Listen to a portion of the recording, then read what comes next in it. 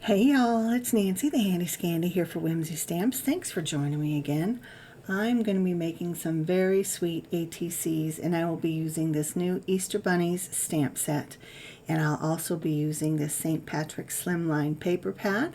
Those are the two slimline papers that I'll be using, the ones that I showed on top, as well as the Sprinkle Scallop Rectangle dies and the Fadoodles Frame Scallop Rectangle dies as well. I started to use the Shamrock Swirl stamp set, but the Easter Bunnies came in the mail and I had to make with them. I had to. So I took the idea of St. Patrick's Day and merged it with the bunnies, and this is what we've got. So I have used the Sprinkle Scallop Rectangle die to cut out 4 ATC sized black rectangles. And ATC size, if you're unaware, is 3.5 by 2.5. Beyond that size constraint, everything else is what you will do.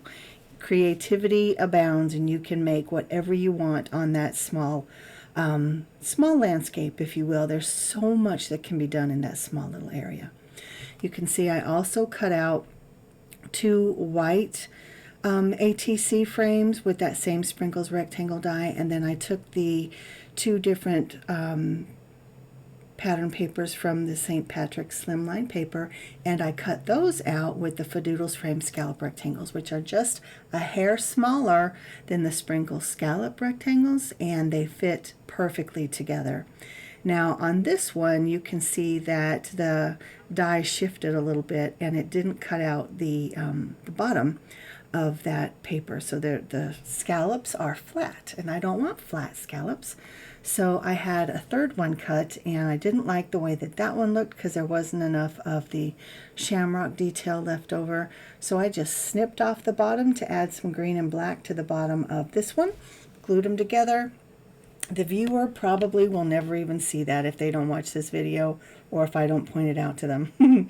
So I have my 4 bases ready.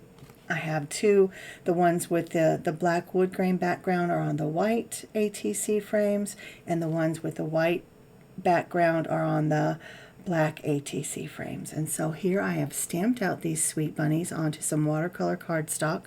I did use Stays-On ink just because it was on my desk, but any waterproof ink will do.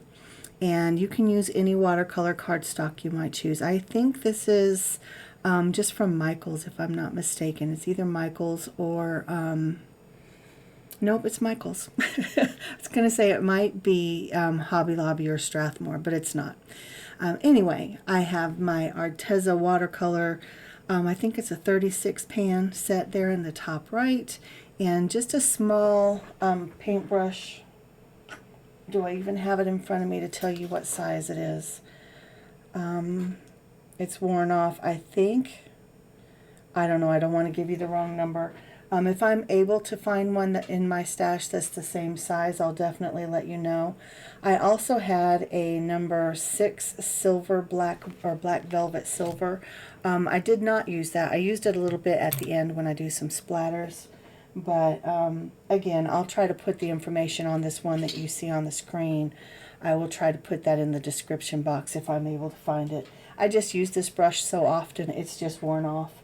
The information has worn off of the handle. But anyway, I don't do anything fancy when I'm coloring or when I'm painting, whether I'm using watercolors, watercolor pencils, my alcohol ink markers. I'm not fancy. I don't really pay attention to light sources or anything like that. I just go with what makes my eye happy. And usually, in fact, probably almost always, that entails layers. I do layers of colored pencils. I do layers of watercolor. I do layers of alcohol ink. And to me, that's what gives the result that pleases my eye. But these sweet little bunnies, I mean, the artistry is just amazing. It doesn't matter how detailed you want to color them or paint them or whatever. They're going to be adorable with the most simple coloring or the most detailed. I mean, I know people who can do the, look at that. Look, I mean, they're just cute. My coloring, my painting aside, they're just cute. I didn't do that. The designer, the artist did that. But I started to say, I know people who can do the, what is it called, where they do the no line watercoloring, the no line coloring. I can't do that. That is outside of my skill set. That doesn't mean I can't continue to try and to hone those skills, but in this moment I can't do that. But I don't beat myself up about it. I do what I can do and what makes me happy. And when I'm trying something new, I don't beat myself up about that either. So I encourage you guys to do the same. Do what makes your heart happy and what pleases your eye. And if you want to learn new skills, don't beat yourself up as you're learning. Learning is just that, right? We don't go into a learning environment expected to know what we're going to be taught. So, go into your learning process with the same way, with that grace, with that kindness, with that understanding that it is a process. So, one of the things that I want to say in terms of my watercoloring is often I will lay down too much of a pigment, and something that I have learned to do is lift some of that pigment up. And you probably will have seen that I do that a lot with the black. And here I'm going to be laying down some of a green, it's like, I don't know, it's like a foresty, olivey green that I lay over those bright greens, and I don't like it. So I lift it some, and I'm doing the same with the bunnies there with the black on their foreheads, just lifting some of that. I just will use either a clean brush or just add a little bit of water to it, and I just lift. And that's exactly what I did with those eggs right there. I put the green down, I didn't like it, I lifted it up with my brush, wiped it off, and then went in with a color that I did like. I just added a little bit of yellow, to be fair, to those green eggs, and now I have 2 green eggs, but they're slightly different in hue. So I think they're super cute. I love that there's that darker element on the top of the bunnies' heads, just to add some interest and some differentiation in the color. And then, of course, fussy cut. I am a fussy cutter. To be honest, I don't know if these stamps have coordinating dies, but if they do, I will definitely link them downstairs in the description box. I am a fussy cutter at heart, so I just tend to do that. I don't often get the dies. But here I am auditioning all of my pieces, making sure that they are able to be seen and have that bit of contrast with the background that I adhere them to. So now I'm using my Barely Art glue, which I absolutely love. I had to refill it. That was empty. I have my my big refill bottle, and it's about, I think you get 3 full bottles out of the refill, and I'm on my second. So adhering all of these little cutouts from the pattern paper that are cut with the Fadoodles frames, scallop rectangle dies, and I'm adhering those to the ATC frames that are again cut with the sprinkle scallop rectangle dies. And now I am popping these sweet little guys up on some double-sided foam tape using the wet glue to give me some wiggle room. And then I decided I was going to stamp the sentiment. I thought I was going to do something different, and then I thought I was going to add some bling, but I do this splatter, and so it didn't need anything else. The splatter is all beautiful and shimmery, and I just use the same sentiment on each one of them because I may be giving these away, I may not be giving these away, but each person that I give them to will be a favorite sunbun.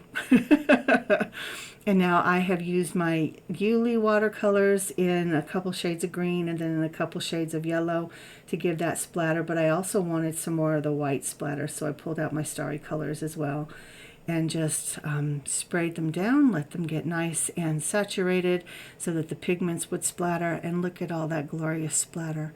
I've got some of that silvery white and some green and some gold, and I think these just turned out absolutely adorable.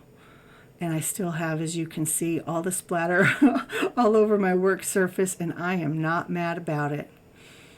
I love it. I think they're so cute, and I love those pattern papers with these sweet little bunny images. Oh, Whimsy just does it right, y'all. Look how stinking cute. Now you can see I've got a little bit of cat hair on that one. It's gone. It's been wiped off. I didn't catch it when I was filming, but I apologize for that. But my sweet little Miss Guinevere made her presence known while I was creating that day. So here are my 4 sweet ATCs. They could not have been easier. They were so simple, so fast, and so stinking cute. You know, you just can't go wrong. I mean, look at that. And if you'll notice, I did them all with green eyes because I have green eyes. I don't make all of my characters or critters have green eyes, but in this case I did. But guys, I thank you so much for spending time with me. This has been Nancy, the Handy Scandy for Whimsy Stamps.